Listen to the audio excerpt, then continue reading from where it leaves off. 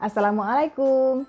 Halo Ibunda, jumpa lagi dengan saya, Dr. Vivi Septriani, spesialis anak di channel YouTube Dr. Vivi SPA.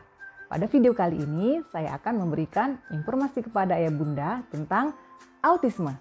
Nah, mungkin akan muncul pertanyaan-pertanyaan dari Ayah Bunda, seperti apa sih autisme itu? Kemudian, apa saja gejala-gejala autisme?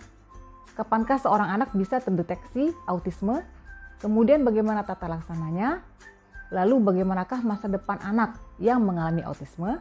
Karena itu, untuk tahu jawabannya, silakan simak video ini sampai habis ya. Dan jangan lupa Ibu Bunda like, subscribe, dan nyalakan tombol loncengnya. Agar Ayah Bunda bisa mendapatkan informasi tentang kesehatan anak lainnya di channel ini. Apakah yang dimaksud dengan autisme? Autisme atau yang sekarang disebut sebagai Autism Spectrum Disorder atau bahasa Indonesianya yaitu gangguan spektrum autisme adalah merupakan salah satu gangguan perkembangan syaraf yang mempunyai beberapa karakteristik utama. Antara lain, yang pertama, adanya gangguan interaksi dan komunikasi sosial, dan yang kedua adalah adanya pola perilaku dan minat yang terbatas, yang berulang-ulang atau repetitif untuk aktivitas tertentu, yang muncul sejak usia dini dan mengganggu atau membatasi fungsional anak dalam kehidupannya sehari-hari. Autisme ini adalah gangguan yang berlangsung seumur hidup dan membutuhkan dukungan sosial seumur hidupnya. Deteksi dini dan intervensi yang lebih awal sangat diperlukan sehingga akan memberikan hasil yang baik. Karena itu, direkomendasikan perlunya screening rutin untuk gangguan perkembangan pada balita. Apakah penyebab autisme? Angka kejadian autisme meningkat dari tahun ke tahun. Namun sampai sekarang penyebab autisme masih belum diketahui secara pasti. Banyak dugaan-dugaan yang berpengaruh, seperti diduga adanya faktor genetik. Jadi misalnya kalau kakaknya ada yang kena autis, maka adiknya kemungkinan bisa kena juga. Kemudian usia ibu saat hamil di atas 40 tahun. Kemudian adanya riwayat bayi lahir prematur. Kemudian diduga adanya faktor lingkungan seperti si ibu yang mengonsumsi obat asam valproat, kemudian adanya infeksi virus yang dialami si ibu saat hamil, dan diduga juga adanya defisiensi zinc. Apakah gejala-gejala autisme? Ada dua tanda penting yang harus dipenuhi untuk menjadi gangguan pada autisme. Yang pertama, adanya gangguan interaksi dan komunikasi sosial. Dan yang kedua, adanya perilaku yang berulang-ulang atau repetitif. Akan saya jelaskan satu persatu ya. Pada gangguan interaksi dan komunikasi sosial, si anak dengan autisme ini biasanya mengalami kesulitan dalam menjalin hubungan sosial emosional timbal balik. Dalam hal interaksi sosial misalnya, si anak tidak bereaksi ketika dipanggil namanya di usia 12 bulan. Kemudian si anak menghindari kontak mata. Lalu si anak lebih suka menyendiri. Si anak juga tidak suka berinteraksi dengan anak lainnya. Jadi misalnya kalau anak-anak lain sedang bermain, maka dia tidak ikut tetapi malah bengong dan menarik diri. Kemudian si anak hanya berinteraksi untuk mencapai keinginannya saja. Si anak juga akan menampakkan ekspresi wajah yang datar dan tidak wajar. Anak autis tidak memahami batas-batas ruang pribadi atau personal. Anak autis juga menghindari adanya kontak fisik. Misalnya, anak autis itu tidak suka dipeluk. Padahal secara normal, anak kan suka dipeluk. Kemudian anak autis juga memiliki kesulitan memahami perasaan orang lain atau mengemukakan perasaan sendiri. Dalam hal komunikasi sosial, penderita autisme juga akan menunjukkan gejala-gejala seperti si anak akan menunjukkan keterlambatan bicara dan bahasa. Jadi biasanya orang tua akan membawa anaknya ke dokter anak dengan keluhan tidak bisa bicara. Kemudian si anak juga akan mengulang-ulang kata atau kalimat terus-menerus atau yang disebut dengan istilah ekolalia. Jadi misalnya kalau kita ngomong gelas, maka dia juga akan mengikuti omongan gelas.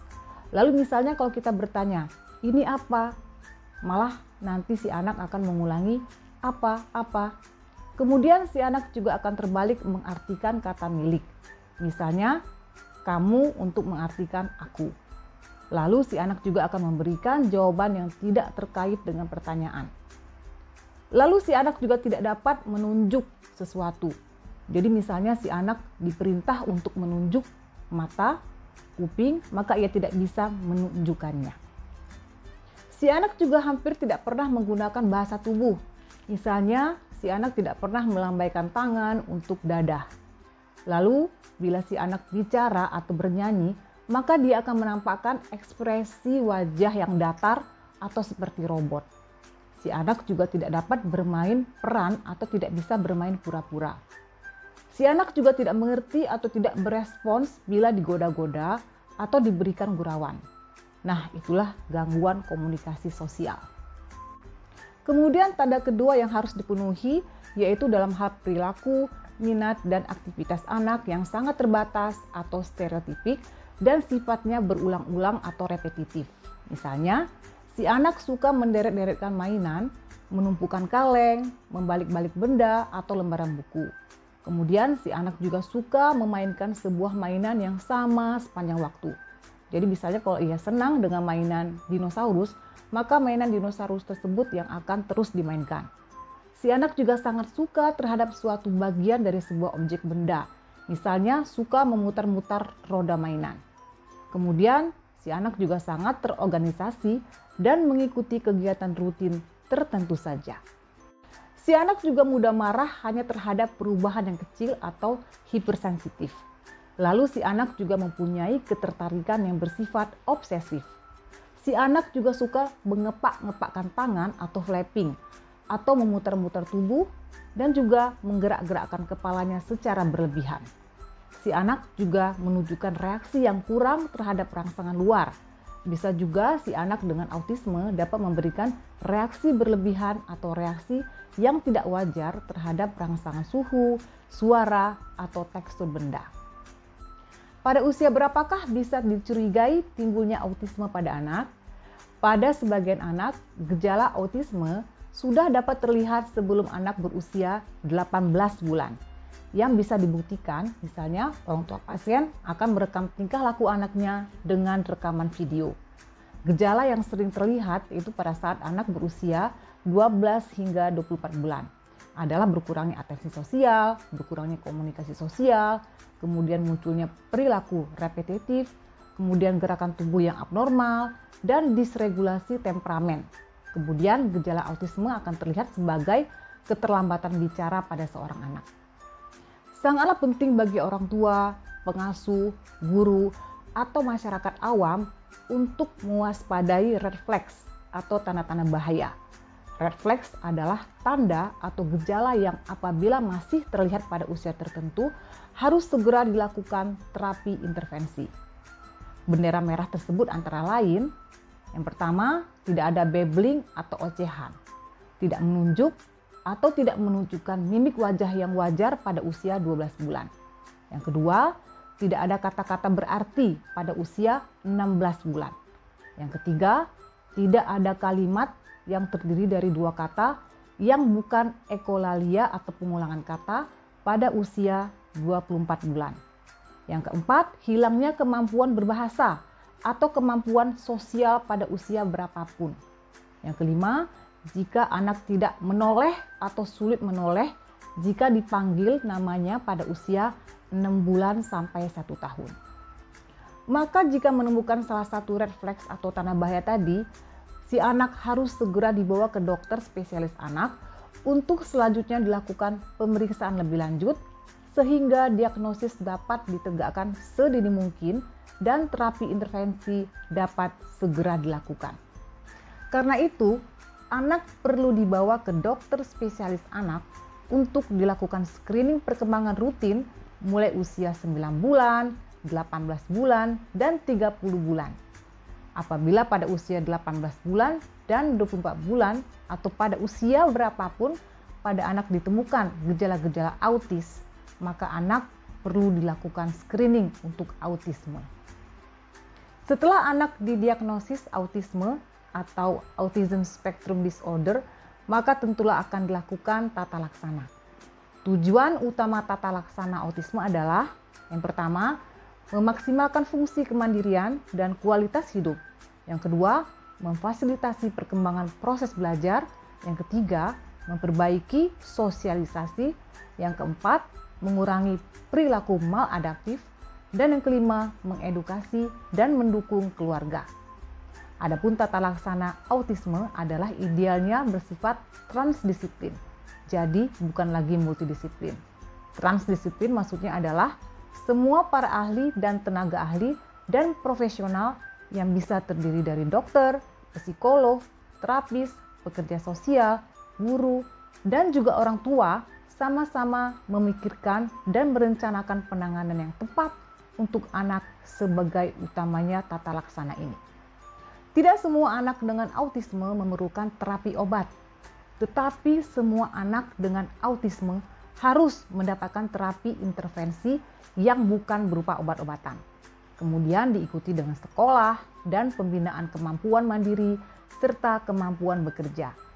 Target utama dari tata laksana autisme adalah agar si anak bisa berbicara, kemudian memiliki bahasa yang baik, dan juga berkomunikasi yang selanjutnya anak bisa memasuki sekolah dasar dan juga menyambung ke edukasi akademik yang lebih tinggi. Dan anak yang sudah dewasa bisa bekerja dan mandiri. Ada beberapa terapi yang sudah memiliki bukti ilmiah yang kuat, yaitu ada 2 model, yaitu terapi dengan model perkembangan dan terapi perilaku. Pada terapi dengan model perkembangan yang sudah umum dilakukan saat ini adalah Dear Floor Time dan Sensory Integrasi. Dear Floor Time dan Sensory Integrasi ini merupakan terapi bermain untuk memperbaiki sensori dan fokus anak agar si anak lebih tenang, karena anak dengan autisme ini memiliki gangguan sensori sehingga memang sulit untuk fokus dan berinteraksi. Terapi bermain sebaiknya dilakukan pada usia 1,5 sampai 3 tahun. Jika anak sudah tenang dan sudah bisa kontak, maka kita akan masuk ke terapi berikutnya, yaitu terapi perilaku. Pada terapi perilaku idealnya dilakukan untuk anak yang berusia lebih dari 3 tahun. Terapi perilaku mencoba untuk mengajari perilaku yang sesuai dengan anak-anak autis. Lalu jika anak sudah lebih besar, maka akan masuk ke terapi selanjutnya, yaitu terapi okupasi vokasi yang dilakukan pada anak yang berusia lebih dari 4 tahun. Terapi ini berguna untuk mempersiapkan anak-anak autis untuk bisa masuk sekolah. Juga terapi untuk anak bisa duduk dan menggunakan motorik halusnya dalam belajar. Kemudian si anak akan masuk ke terapi pendukung yang lain seperti fisioterapi atau terapi bicara. Memang dari awal terapi bicara tidak diberikan terlebih dahulu karena walau kita semua tahu bahwa biasanya orang tua datang membawa anak autis dengan keluhan tidak bisa bicara. Tapi hal ini tidak tepat untuk diberikan terapi bicara terlebih dahulu. Karena autisme ini bukannya tidak bisa bicara, tapi si anak tidak mau bicara. Tidak mau bicara ini karena adanya gangguan sensori atau perilakunya. Oleh sebab itu di awal kita buat anak itu fokus dan tenang terlebih dahulu dengan terapi bermain dan mengatur perilakunya dengan terapi perilaku. Sehingga setelah ada produksi kata dan mungkin produksi katanya itu belum baik artikulasinya dan strukturnya, maka kita bisa tambahkan untuk terapi bicara. Dan akhirnya anak itu diharapkan bisa masuk ke sekolah transisi. Peran dan dukungan orang tua dalam menstimulasi anak autis di rumah sangatlah penting. Karena orang tua akan menghabiskan waktunya paling banyak dengan anaknya di rumah, yang hampir 24 jam bersama anak-anaknya. Maka orang tua dapat mengikuti pelatihan untuk bisa melakukan terapi yang sesuai dengan terapi yang sudah dijelaskan tadi. Karena tidak bisa hanya mengandalkan terapi yang 2 kali seminggu atau 1 kali seminggu di tempat terapi. Harus setiap hari dilakukan stimulasi pada anak tersebut. Bagaimanakah masa depan anak dengan autisme? Berkembangnya ilmu kedokteran menimbulkan harapan pada penyakit autisme. Sudah semakin banyak instrumen yang dapat dipakai untuk mendeteksi dini autisme dengan lebih spesifik.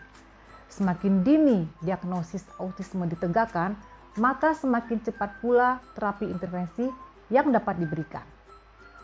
Hal ini telah terbukti memberikan hasil yang lebih baik.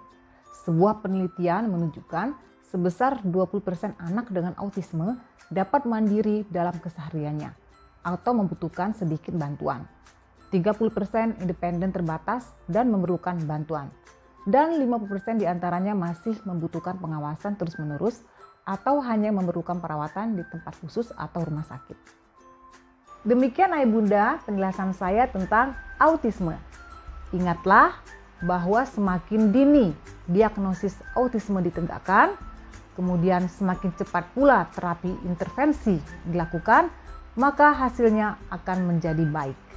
Semoga video ini bisa memberikan wawasan dan pengetahuan kepada Ayah Bunda mengenai autisme. Sampai jumpa pada video saya selanjutnya. Wassalamualaikum warahmatullahi wabarakatuh.